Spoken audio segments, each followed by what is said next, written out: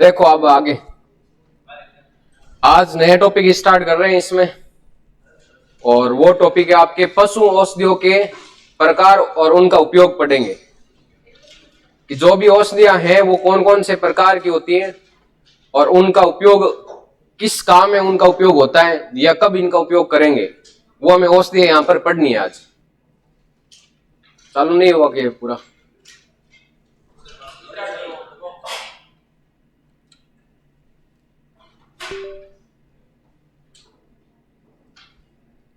पशु औषधियों के प्रकार और इनके क्या पढ़ेंगे यहां पे उपयोग।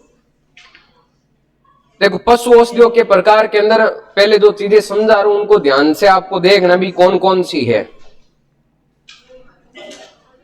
सबसे पहले ध्यान में रखना, पशु औषधियों के अंदर एक प्रकार आता है, उसका नाम होता है यहां पे जीवाणु रोधक। लिखना नहीं है एक बार आपको, जीवाणु रोधक ये एक औषधि का यहां पे प्रकार है। और इस जीवाणु रोधक जो औषधि है इसको इंग्लिश में हम कहते हैं यहां पे एंटीसेप्टिक। क्या कहते हैं? एंटीसेप्टिक। आपको साथ में इंग्लिश वर्ड भी ध्यान रखना है, ध्यान, क्योंकि यहां पे एग्जाम के अंदर जरूरी नहीं हिंदी वाला नाम मिले आपको जीवाणु रोधक, इंग्लिश वाला नाम भी आ सकता है यहां पे एंटीसेप्टिक।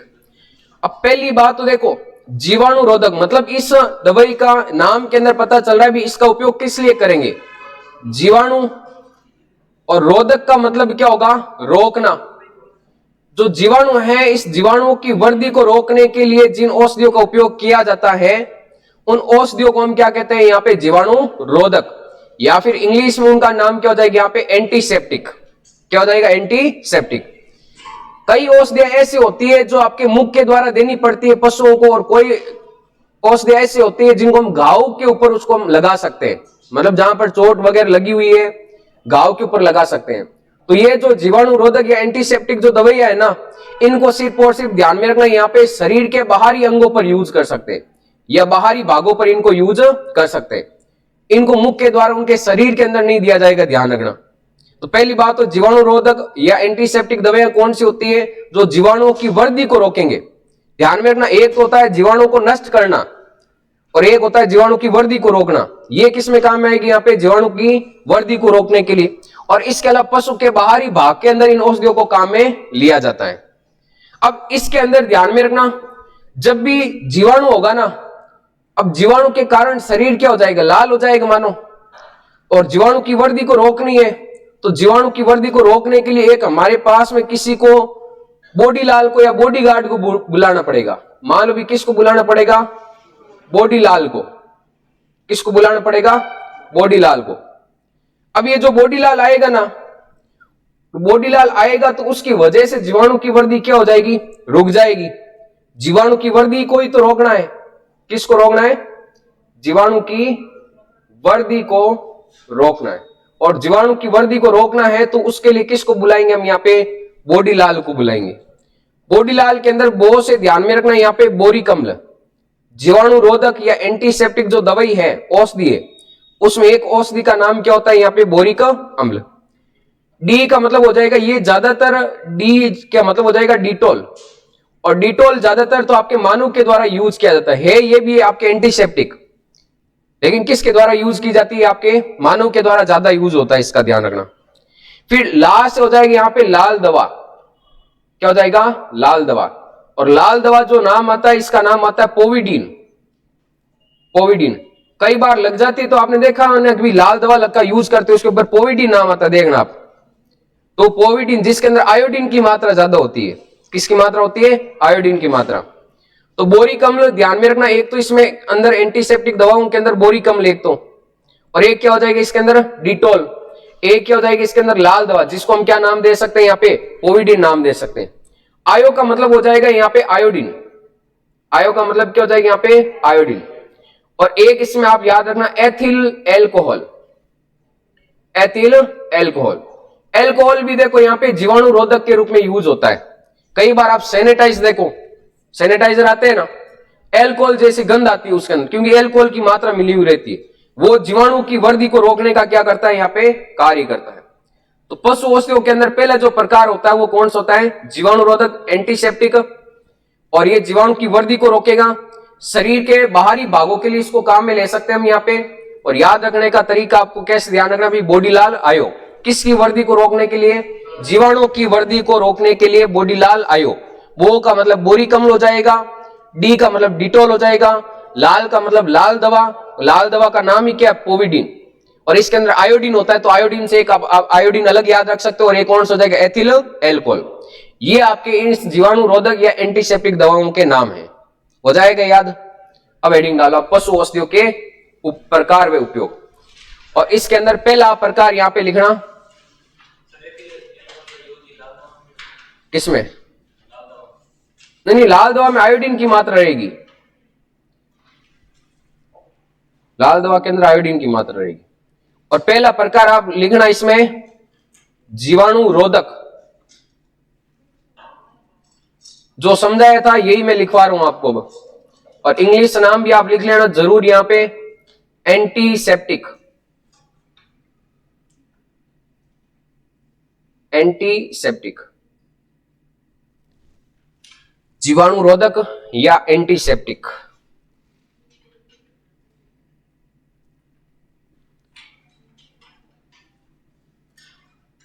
कंटिन्यू आपको लिखना है साथ में, ऐसी औषधि जो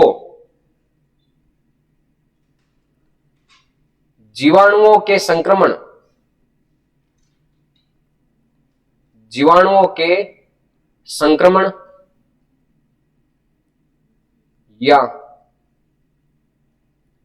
जीवाणु की वृद्धि को रोकते हैं।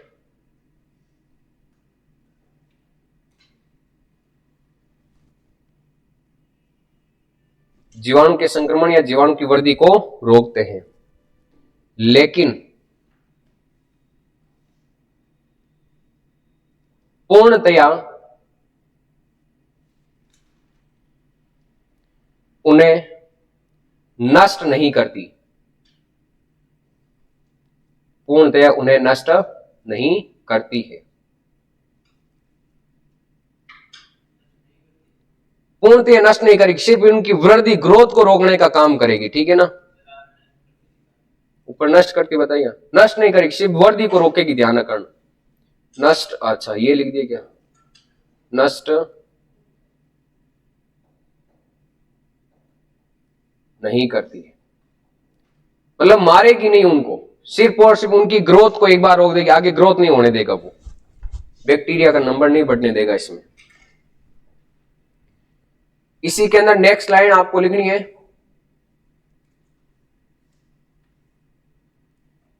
एंटीसेप्टिक को शरीर के बाहरी भागों पर उपयोग किया जाता है।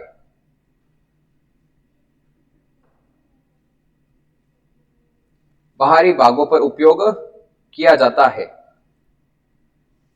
भीतर की ओर नहीं। भीतर का मतलब शरीर के अंदर इनका यूज नहीं होगा, भीतर की ओर नहीं। यूं नहीं कि भी आप उनको पोविडिन पिला दो पानी में डाल के, वो नहीं होगा, सिर्फ बाहरी भागों पर ही इनको काम में लिया जाएगा। और इन दवाओं के जो एंटीसेप्टिक है उनका एग्जाम्पल आप लिख लेना कौन कौन सी है। एक तो बोरी कम्ल,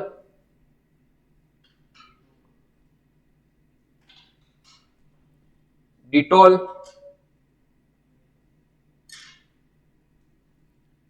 आयोडीन, बॉडीलाल आयो मतलब लाल दवा।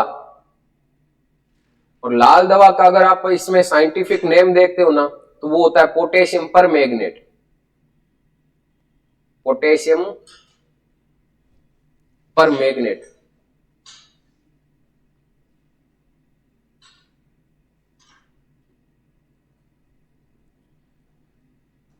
एक इसके अंदर लिख लेना पोविडीन,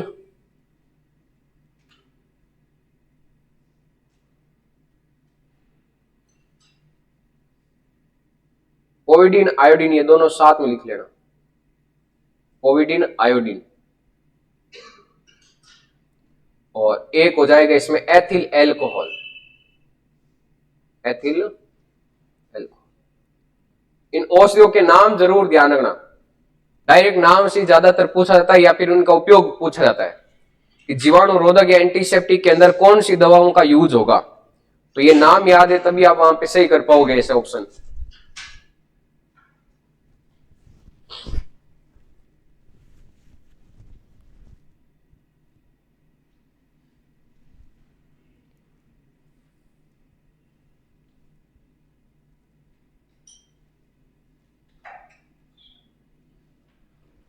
लिख लिया ये?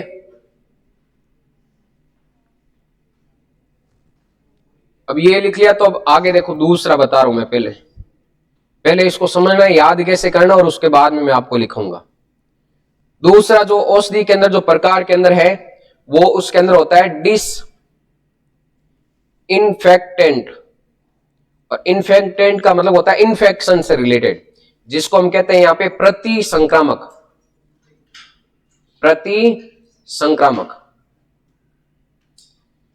अब देखो इसके अंदर ये इन दोनों के अंदर ऊपर जो मैंने लिखा है एंटीसेप्टिक और यहां पे लिखा है आपके डिसइंफेक्टेड, मतलब ये जो आपकी डिसइंफेक्टेड है, पहली बात तो ये ध्यान में रखना क्या कार्य करेगी, ये पूर्ण रूप से जो भी जीवाणु होंगे उनको नष्ट करने का कार्य करेगी।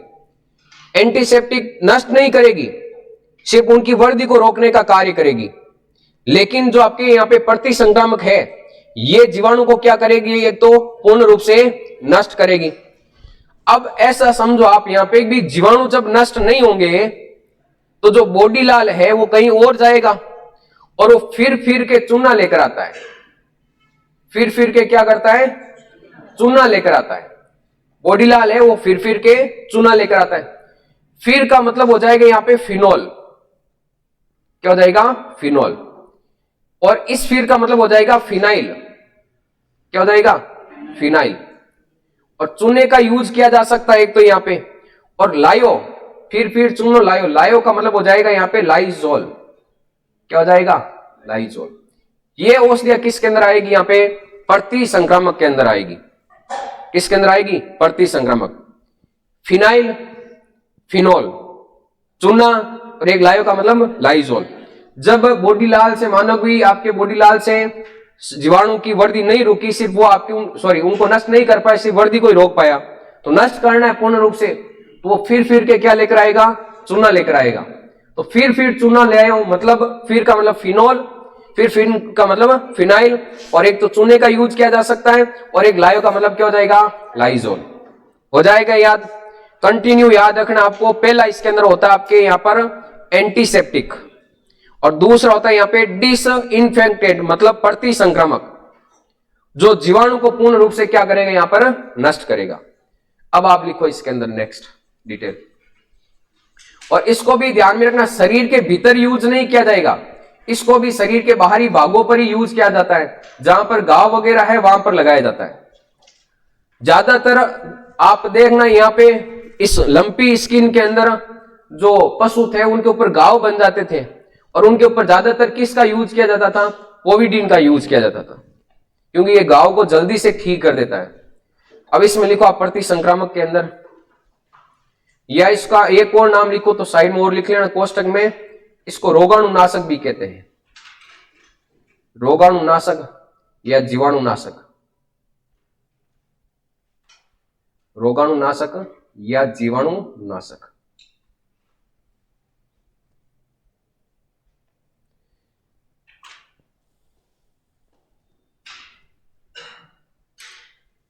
ये औषधियां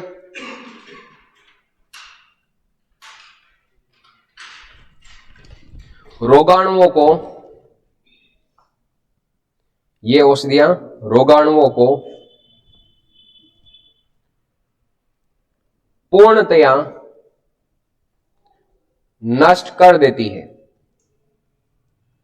पूर्णतया नष्ट कर देती है। वह इनका उपयोग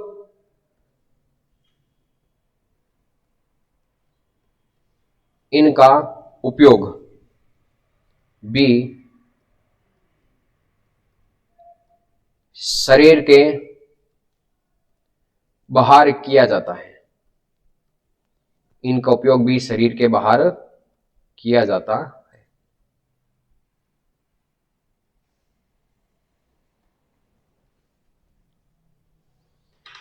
इन औषधियों के आप उदाहरण लिख लेना यहां पे।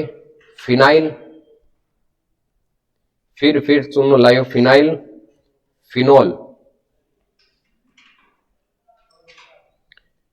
फिनोल का एक और नाम होता है यहां पे कार्बोलिक अम्ल।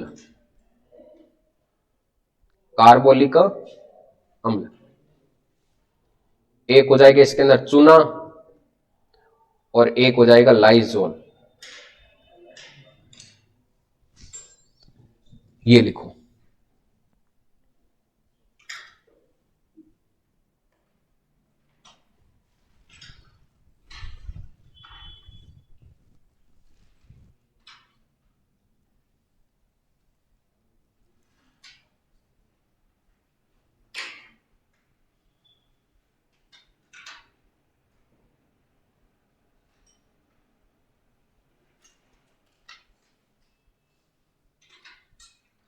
लिख लिया ये।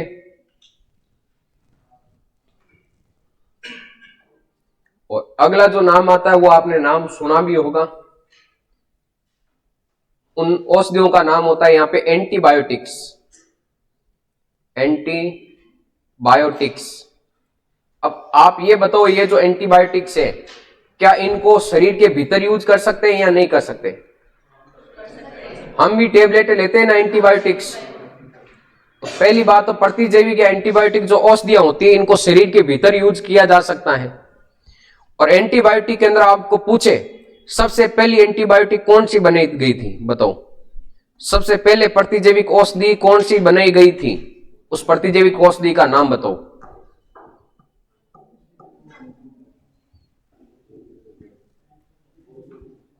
नहीं पता है? और किसके द्वारा बनाई गई थी, साइंटिस्ट का नाम भी बताओ।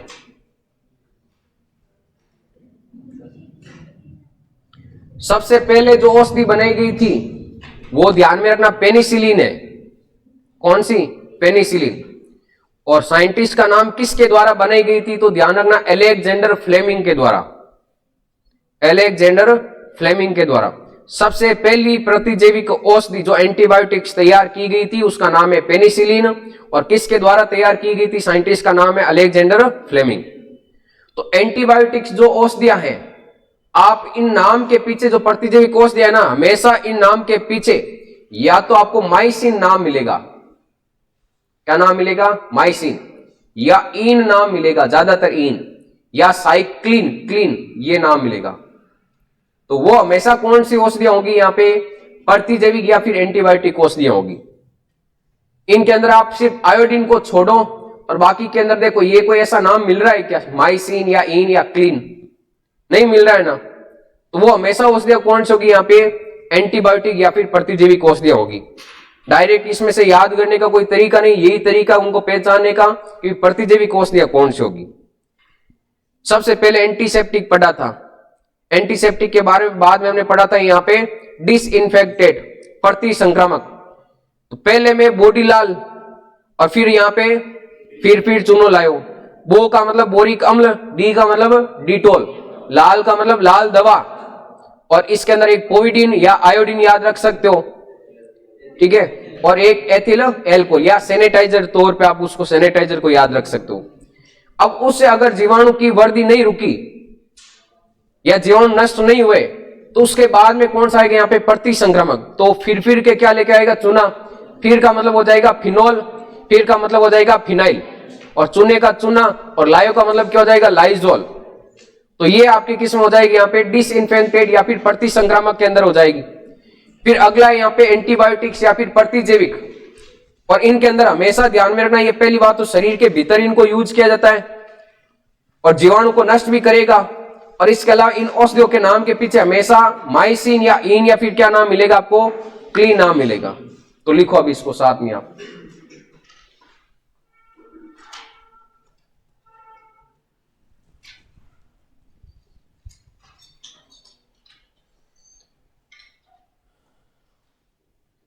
रोगाणुओं की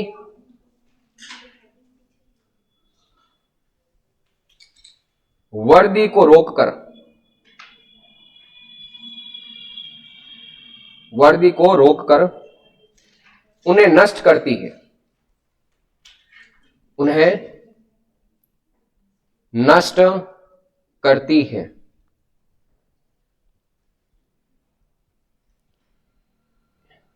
इनका उपयोग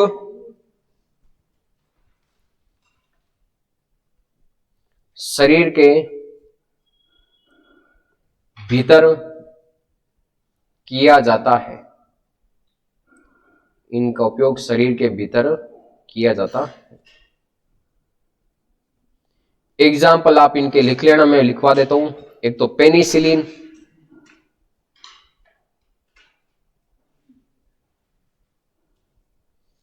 एक स्ट्रेप्टोमाइसिन,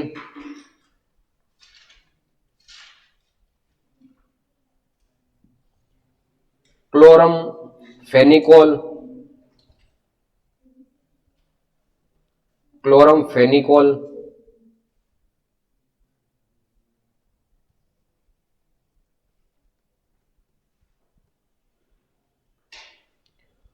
ऑक्सीट्रेटासाइक्लिन,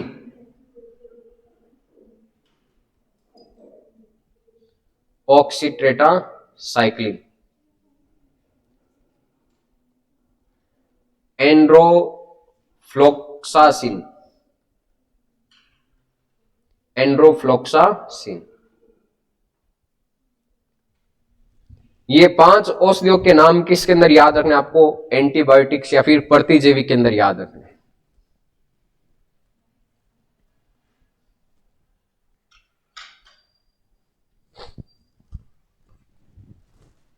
जीवाणुओं से संबंधित ये 3 टाइप की यहां पे औषधियां हैं। तीनों के नाम और तीनों के विद एग्जाम्पल आपको याद रखने, कंटिन्यू जैसे है वैसे याद रखने। एंटीसेप्टिक, डिसइंफेक्टेड और एक हो जाएगा एंटीबायोटिक। पहली 2 औषधियां हैं उनको शरीर के बाहर या बाहरी अंगों पर काम में ले सकते हैं, लेकिन जो एंटीबायोटिक्स है इसको शरीर के भीतर काम में ले सकते हैं। अगर 2 औषधियों के नाम पता है ऊपर वाला, एंटीसेप्टिक और डिसइंफेक्टेड, तो आपको थर्ड वाला ऑटोमेटिक यहां पे याद रहेगा, इसको याद करने की जरूरत ही नहीं पड़ेगी।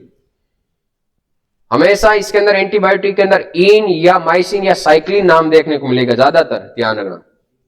क्लोरमफेनिकोल के अंदर नहीं है, देख लो आप, लेकिन पेनिसिलिन इसमें साइक्लिन, उसमें इन, स्ट्रेप्टोमाइसिन, माइसिन नाम, ये वर्ड ज्यादातर देखने को मिलेंगे इसमें। हो गया, लिख लिया ये।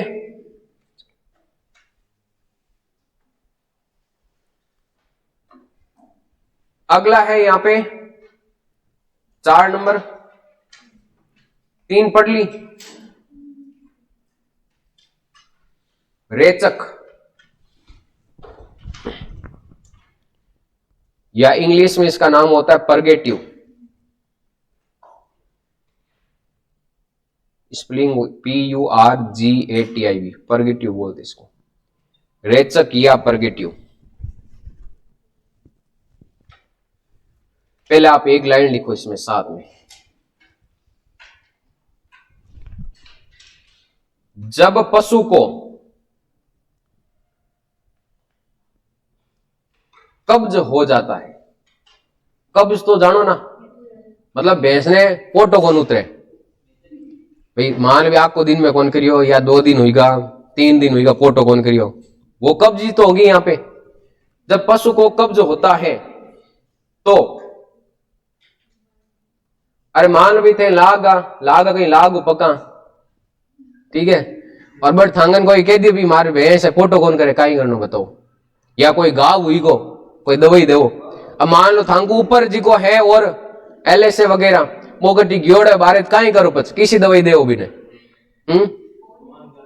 फोन कर दो। मान लो थाने एडी जगह जॉब मिले जो टावर ही नहीं पकड़े पचे है?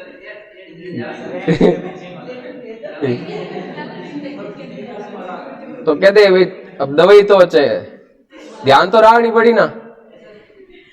या फिर मान लो भी अब बिन कब्ज है ही नहीं, खाली गाव योड़ थे कब्जे आली बे ददी तो बिन बे टेबलेटा या दवाई ददी पच काई करो या गाव योड़ खाली कब्जा आलू इंजेक्शन दे दियो तो पाचे तो वाह हरूजी हला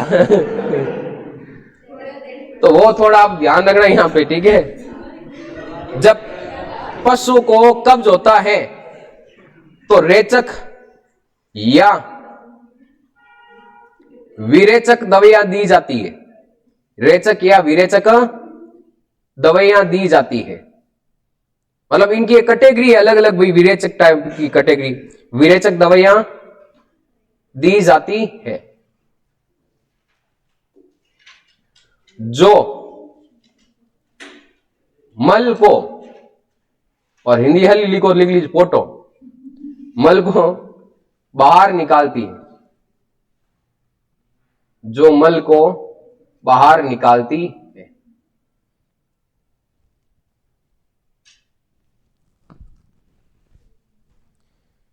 लिख लिया ये। अब देखो रेचक है ना, अब लिखना नहीं है, एक बार इधर देखो आप, ये रेचक 3 टाइप का होता है। कितना टाइप का होता है? 3। एक रेचक होता है हल्का रेचक। हल्का मतलब मान लो भी एक आध दिन हुई फोटो करियो नहीं, एक आध फोटो करियो दिन में, पूरा दिन में, शाम का थेपड़े थेपन हुई कौन फोटो। एक जो रेचक होगा वो होगा यहाँ पे मध्यम रेचक, मतलब 2-3 दिन होगा। और एक होगा भारी रेचक, ठीक है। भारी रेचक का मतलब 3-4 दिन हो गए भी फोटो ही कौन करियो। अब वो गाय या भैंस बोलेगी थोड़ी कि मन कब्जी है देखभाल तो आपको ही तो करनी पड़ेगी। आप देख लो घर में कि भी गाय या भैंस चारा या पानी नहीं पीती है तो घर वालों को टेंशन हो जाती है एक बार तो, कि आज तो पानी कौन पियो, सुबेरी ना बेटी है, मोड़ी मोड़ी है, चारे कौन खाए, सब पता लगा लेते हैं, रियल में नहीं बोलते तो भी। क्यों अब गाय भैंस कमाउन थोड़ी जावे बैंक बे खुद पे लगाए, यहाँ नहीं तो लगाना पड़ी, क्यों हमें ही तो उनका दूध वगैरह मिलता है वापिस प्राप्त, जो भी आय मिलती है उनसे, खाद बेचो तो पाची आय भी तो मिले ना, दूध बेचो भी आय मिले, तो ध्यान में रखना उनकी देखभाल हमें ही तो करनी पड़ेगी। तो अब ध्यान में रखना यहाँ पे, अब हल्का रेचक के अंदर मान भी 1-2 दिन हुआ भी पोटा नहीं किया उसने, तो अब नॉर्मली घरेलू उपचार उसका किया जाता है। और घरेलू उपचार के अंदर आपा भी वो उपचार करा, इसब गुड़, कब्ज के अंदर इसब गुड़ अपन मानो तो कि महीने अपन दही महीने लिया करे, इसब गुड़ दिया करे बच्चे। अरे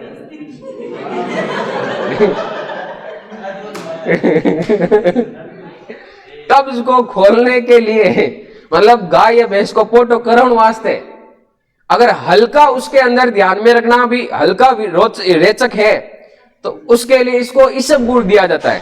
क्या दिया जाएगा? इसब गुड़, या फिर उसको आपके हरा चारा दिया जाएगा। इन 2 से अगर हल्का रेचक है तो वो आपके खुल जाएगा भी, मतलब पोटो करन लाग जी। अगर मान लो उसको हल्का रेचक है और आपने हैवी डोज दे दिया तो फिर क्या करोगे? तो आप मान भी गाय या भैंस वाला वो जो पशुपालक है वो आपके पास आया कि भी कब्ज हो रखी है भैंस ने या गाय ने, तो पहला तो क्या ही करो, ये हल्का उपचार ही तो बताओगे उसको, या तो ये सब गुड़ पाओ बिन, या फिर आप उसको हरा चारा खिलाओ, ये हो सकता है।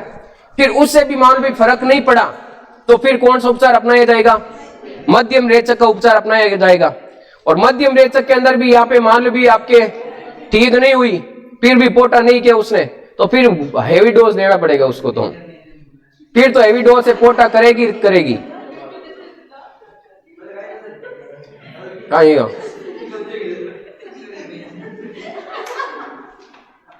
गो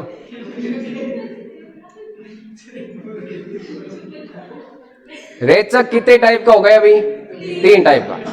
एक तो हल्का रेचक, एक मध्यम रेचक, और एक कौन सा होगा यहाँ पे? भारी रेचक।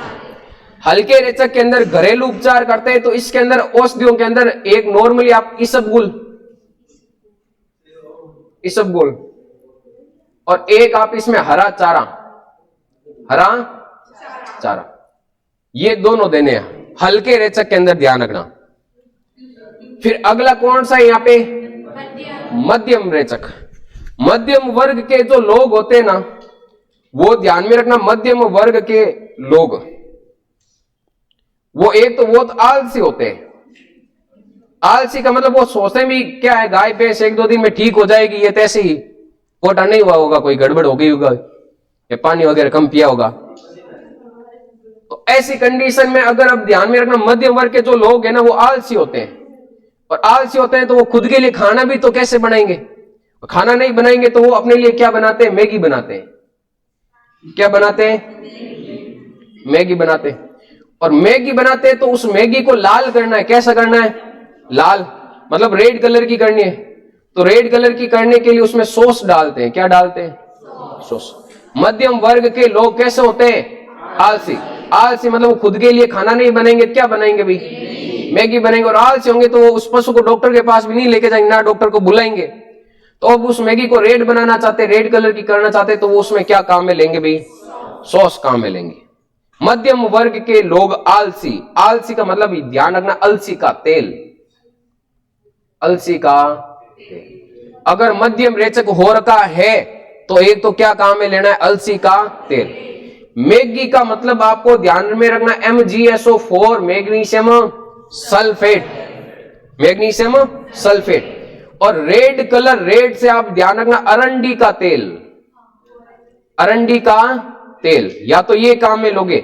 सॉस मतलब सोडियम सल्फेट, सोडियम Na2SO4। ये मध्यम रेचक हो रखा है तो ये उसलिए आपको काम में लेनी।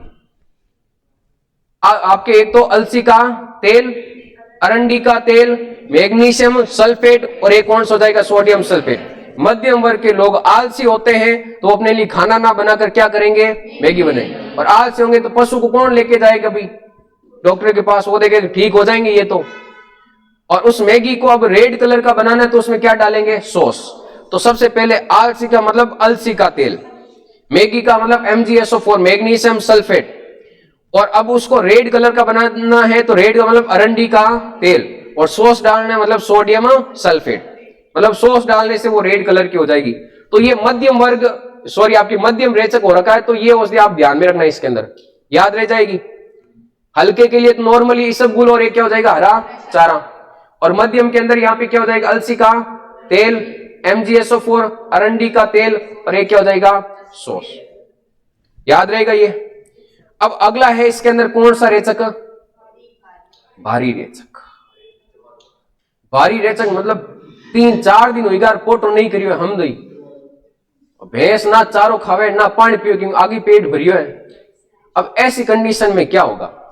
अब या तो उस पशु को हम दौड़ाएंगे, फुल दौड़ाएंगे आगे की प्रोसेस आप समझते हो, गाड़ी एकदम ओवरफुल हो जाएगी फिर तो। भारी रेचक है मतलब 3-4 दिन हो गए भी पोटो कौन करियो, ज्यादा कब्ज हो रखी है, इसके लिए कोई ना कोई हेवी डोज की जरूरत पड़ेगी ना। और हेवी डोज के लिए आपको क्या करना पड़ेगा? यहां पर पशु है, उस पशु को दौड़ाना पड़ेगा। क्या करना पड़ेगा? दौड़ाना पड़ेगा। और पशु ऐसे तो दौड़ेगा नहीं, उसके पीछे एक मेरी नाम लिख लो आप, या बेरी नाम लिख लो, मेरी या बेरी, एक काले रंग की क्रेटा दौड़ानी है आपको। क्या दौड़ानी है? क्रेटा। क्रेटा कार ही तो, ठीक है। मेरी या बेरी, मेरी काले रंग की क्या दौड़ानी है? इनके पीछे एक क्रेटा। तो पशु भी ध्यान में रखना, पशु के पीछे दौड़ानी है, पशु के पीछे। तो मेरी काले रंग की क्रेटा किसके पीछे दौड़ाई? पशु के पीछे। और पशु ने पिया यहां पे जमाल घोटा। क्या पिया यहां पे? जमाल घोटा। पशु के पीछे दौड़ी काली क्रेटा, पशु ने पिया जमाल घोटा।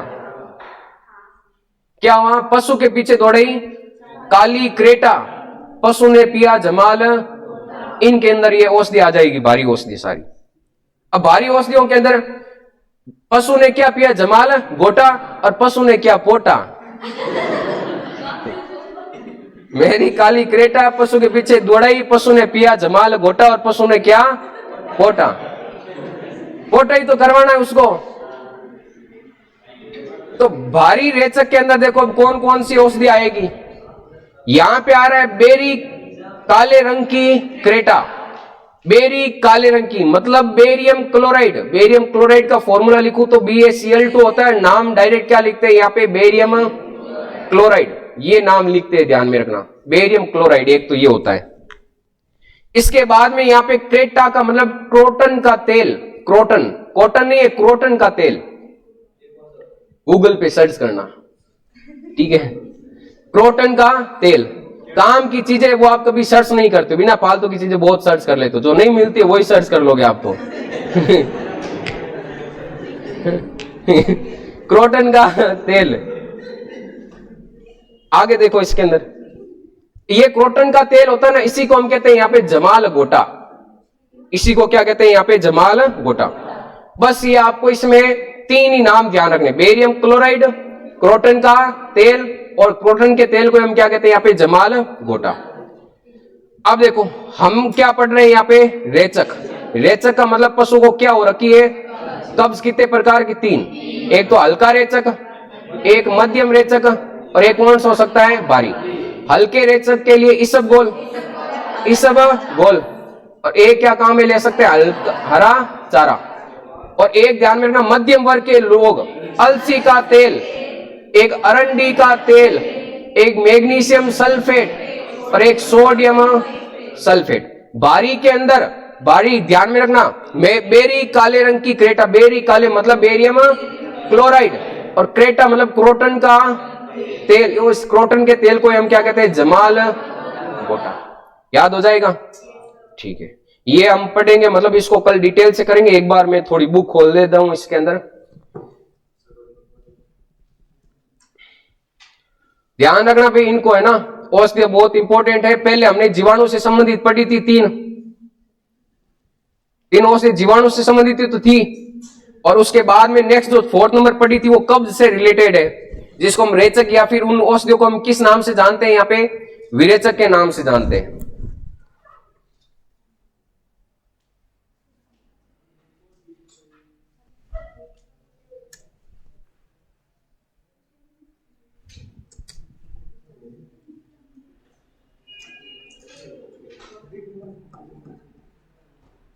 किताब लाए और कोई आज नहीं लाओगे आप, इसका मतलब, अरे डायरेक्ट स्कैन नहीं होगी, फिर आप पेपर दे के आओगे वापस आकर, जब पेपर की में किताब देखोगे कि अरे पहले पढ़ लेते सही रहता है।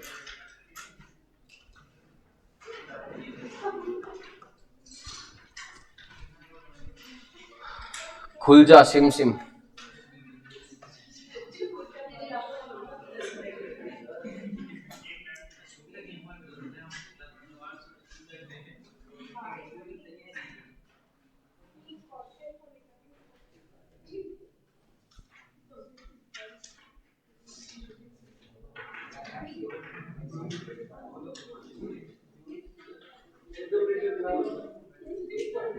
बीम पूरी दिखे वन पछ ज्यादा फुल आजी साइज।